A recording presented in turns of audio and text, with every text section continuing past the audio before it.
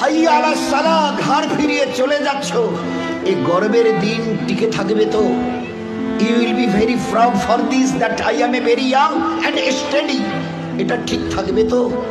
তোমার এই জওয়ানিকে তুমি ধরে রাখতে পারবে তো? তোমার এই জওয়ানি ঢলবে না তো? ভালো করে ইয়াদ করো, আমি তোমার বড় মেহেরবান আল্লাহ তোমাকে বলছি, একটু ঝুঁকতে শেখো। কি আছে তোমার কাছে গর্ব করার মতো? একটা জিনিস আমাকে দেখিয়ে দাও। আল্লাহ দেখিয়ে দিয়েছে তোমার কাছে তিনটে আছে, তিনটি। কি কি?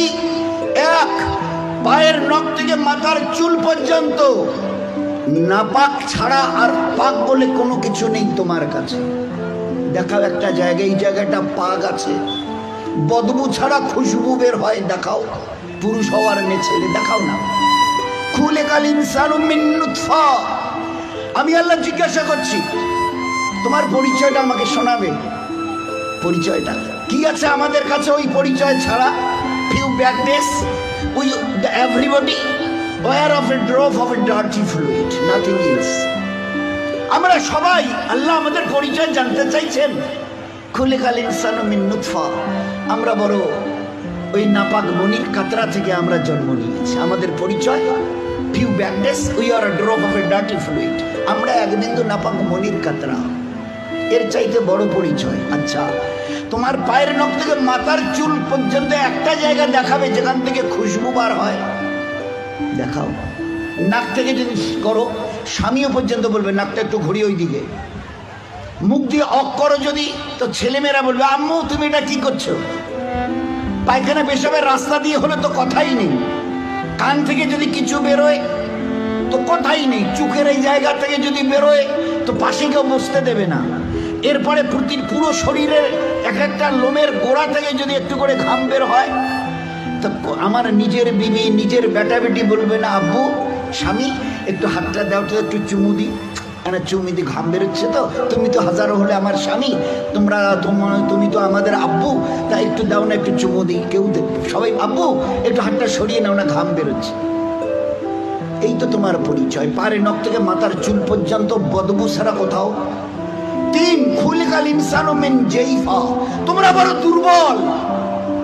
আমি জিজ্ঞাসা করছি, 3.5 হাতের একটা এইরকম শরীর, সুঠাম চেহারা, আচ্ছা তোমার পিঠে কি বসে আছে? এইভাবে 2-3 বার দেখার পরে বলবে কই, দেখা তো যায় না। আচ্ছা, তা তুমি না খুব বুদ্ধির বড়াই করো, মডার্ন টেকনোলজি আর সায়েন্সের খুব গালগপ্প করো, তোমার নিজের পিঠে কি বসে আছে তুমি বলতে পারো না? বলে না, তা জানি না।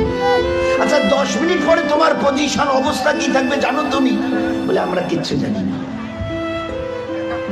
বাজারে যাবে বলে ব্যাগ নিয়ে মোটর সাইকেলের হুকে আটকে দিয়ে স্টার্ট করে, খালি বাজারে গিয়ে স্ট্যান্ড করে খালি পা দিয়ে স্ট্যান্ডটাকে খালি ঠিক করে দিয়েছে, পিছন থেকে একটা গাড়ি এসে ধাক্কা দিল, আর সঙ্গে সঙ্গে ডেথ। লাশ নিয়ে বাড়ি চলে গেল। এসছিল বাজার করতে, বড় ঝোলা নিয়ে এসেছিল, বড় আশা করে মেহমান অপেক্ষা করছে বাড়িতে।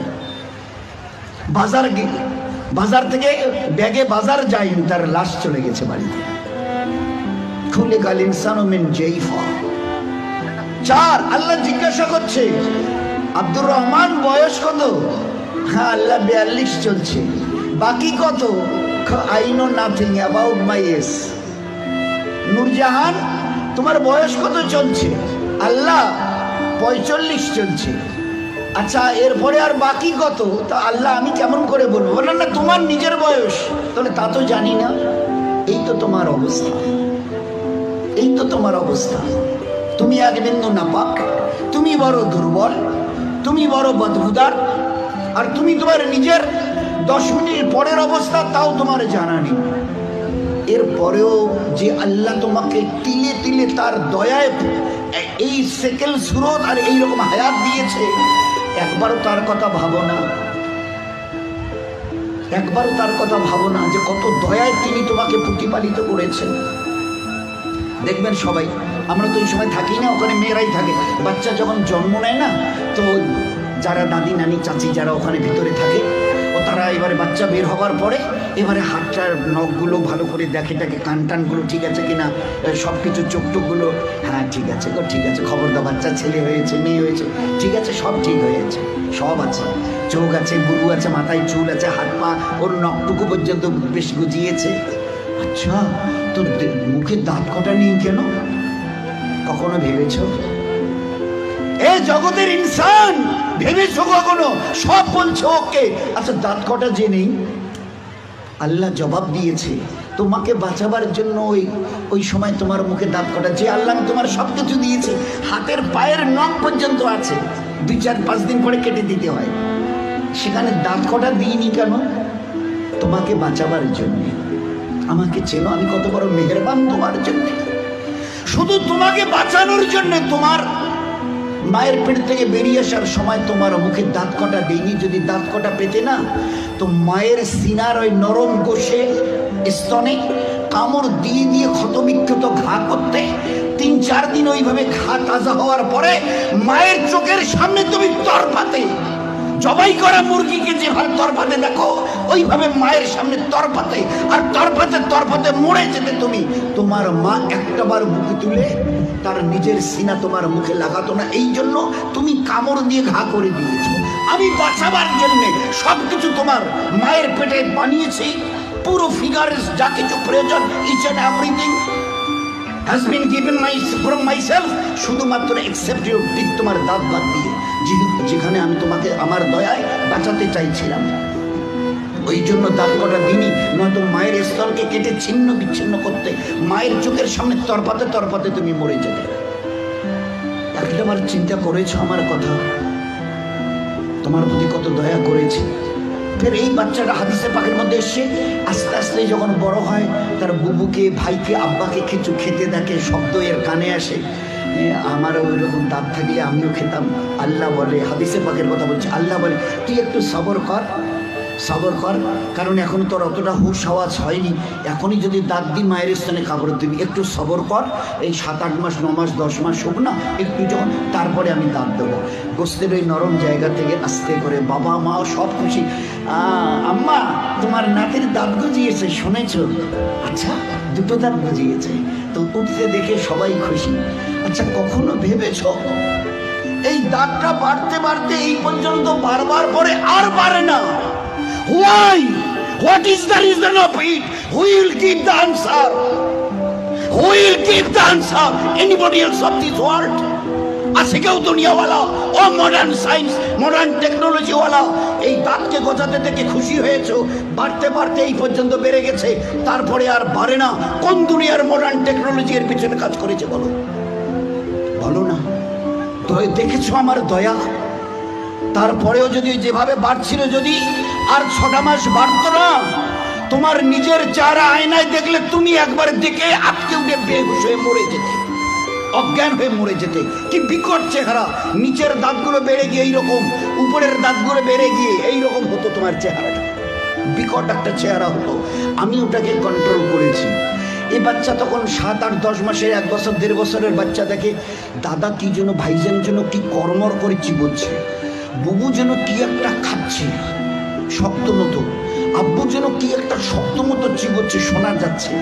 আসমান থেকে আওয়াজ আসে, তুই একটু সবর কর না, তোকে হালকা জিনিস খাওয়ার জন্য যে দাঁতটা এখন দিয়েছে ওটার নাম হচ্ছে দুধ দাঁত, এর ক্যাপাসিটি কম, হালকা জিনিস চিবোতে পারবি, শক্ত জিনিস চিবোলে না ও দাঁত ভেঙে যাবে, তো তুই একটু সবর কর।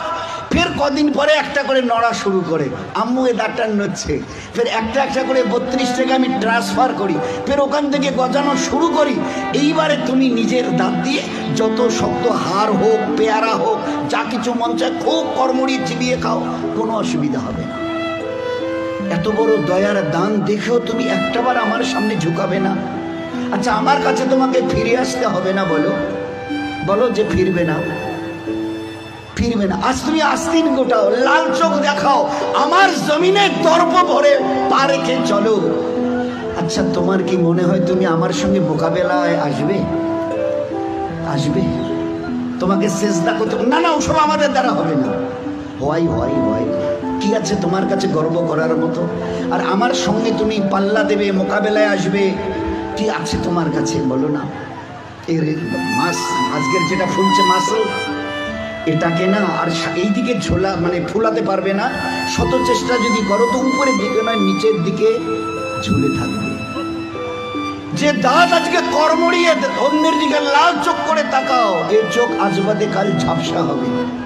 এ দাঁত তোমার কাছ থেকে তোমাকে জিজ্ঞাসা না করে বিদায় নেবে। এ কালো চুল তোমাকে না বলে সাদা হবে। এ শক্ত বডির মাসেল এ তোমাকে না জিজ্ঞাসা করে গোস্ত আস্তে আস্তে চামড়া ঝুলে থাকা শুরু হবে। আমার কাছে কি তোমার কাছে আছে মোকাবেলা করার মতো? কিছুই আমি করব না, শুধু তোমার বয়সটুকুকে একটু যদি বাড়িয়ে দিই। ও আম্মেরহু নুনাক্কিসহু ফিল খালক, মায়ের পেট থেকে বের হয়ে যেভাবে মুখ থুবড়ে পড়েছিলে, নিজের পায়খানা নিজের হাতে ওইভাবে ছেনিয়ে নিজের মুখে দিয়েছিলে না, আমাকে তুমি কি দেখতে চাও? একটু যদি হায়াতটুকু বাড়িয়ে দিই, মুখ থুবড়ে পড়ে থাকতে হবে। পাশ দিয়ে কেউ হেঁটে যেতে রাজি হবে না, কারণ দেখলেই বলবে কেউ আমি একটু বাথরুম যাবো, আমার একটু হাতটা ধরে তুলে দাও তো। কেন কি তোমার ওই পিছনের দিন কটা মাসেল ফুলানোর লাল চোখ করা জমিনে দর্প ভরে চলার ওই দিনগুলো কোথায় গেল আমি জানতে চাইছি। বলো না, আমি কিচ্ছু করবো না। একটা হাতি যদি এসে মশাকে বলে আরে তুই নাকি আমার সঙ্গে নাকি পাল্লা দিবি, তা আমি তো চিন্তা করে কুল পাচ্ছি না, তোকে যে মারবো কোথায় মারবো। আচ্ছা, একটা হাতি যদি মশাকে মারতে চায় কোথায় লাদ মারবে বলেন তো? তো আল্লাহ যদি আমাদের মতো 3 হাতের একটা কমজোর নাপাক ইনসানকে আল্লাহ যদি টোকা দিতে চায়, তো আল্লাহ কি জিজ্ঞেস তোর কোথায় টোকা দেবো বলতো? আমি আল্লাহ শত আসমান জমিনকে একদিন আমি আমার হাতের তালুতে নেব। লিল্লাহিল ওয়াহিদিল কাহার, শত আসমান ও জমিনকে আমি একদিন আমার হাতের তালুতে। ও আল্লাহ কত বড়! আর ওই আল্লাহর মোকাবেলায় যদি আমি আসি, তো আল্লাহ কি বলবে? ওই হাতির মতো মশাটাকে যদি বলে আরে তোরে আমি কোথায় ধরি আর কোথায় মারি বলতো? আর এই মশা যদি দন্দনায়, হ্যাঁ হ্যাঁ আসেন না, হোক মোকাবেলা হয়ে যাবে। তো বলেন, আজকে খুব চিন্তা করি, আমি যদি হায়াতটুকু বাড়িয়ে দিই, মুখ থুবড়ে পড়ে থাকবে আর নিজের হাতে পায়খানা ছানবে, পাশ দিয়ে কেউ যেতে রাজি হবে না। ওই দেখলে ডাকবে বসি তোলো তো। কেন তোমার ওই দিনগুলো কোথায় গেল? এইরকম বুক ঠোকা দিনগুলো তোমার কোথায় গেল? দোস্ত, ও দিন আসবে, ফের দুনিয়া থেকে বিদায় নিয়ে খোদার কাছে ফিরে যেতে হবে। আল্লাহ কুল্লু নাফসিন যায়কাতুল মাউত সুম্মা ইলাইনা তুরজাউন। কে আছো দুনিয়ায়? ঝুপড়িওয়ালার কুরসিওয়ালা কে আছো যে আমার কাছে আসবে না?